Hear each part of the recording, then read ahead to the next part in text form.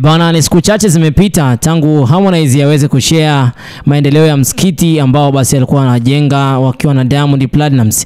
Kwa sababu basi ulipofikia mara ya kwanza alishare post ile, ilikuwa ni siku ya Eid, na aliyeposti video ile alikuwa ni baba yake mzazi. Sasa watu wanasema kwamba kamera ya baba yake mzazi ndio ilimwangusha, ila pia na yeye Harmonize akaja kuandika akasema kwamba sema jana kamera ya mzee Konde Boy iliniangusha sana, kaweka emoji ya kucheka na emoji ya love. Msikiti unaendelea vizuri na maendeleo ya msikiti yapo vizuri. Ukijaribu kuangalia basi unapata picha ambayo ni nzuri kwa sasa, tangu ambapo baba yake mzazi alipoenda kushoot kulikuwa kuna hali kama vile ya ukungu, sijui alikuwa ameshika kamera pale kwenye kamera, nafikiri kama kulikuwa kuna kauchafu fulani. Pia tena wazee huwa hawazingatii focus ilivyo, wao wanazingatia cha msingi tu kuna kitu kinaonekana kwenye screen.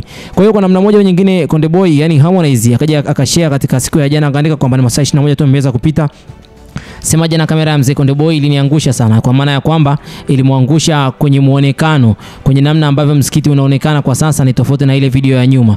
Video ya nyuma kidogo ilikuwa ina ukungu ambao ilionekana kama vile kijijini sana, ilionekana kama vile hali ya huko ni mbaya sana. Kwa hiyo Harmonize kwa hili hapa inabidi apongezwe kwa kuwa amejaribu kufanya kitu ambacho ni kizuri, na msikiti kusema kweli kutengeneza kwa nguvu za mtu mmoja ni kitu ambacho ni kigumu sana, ila kwa nguvu za watu wengi pia msikiti unaweza ukajengwa na ukaonekana mzuri.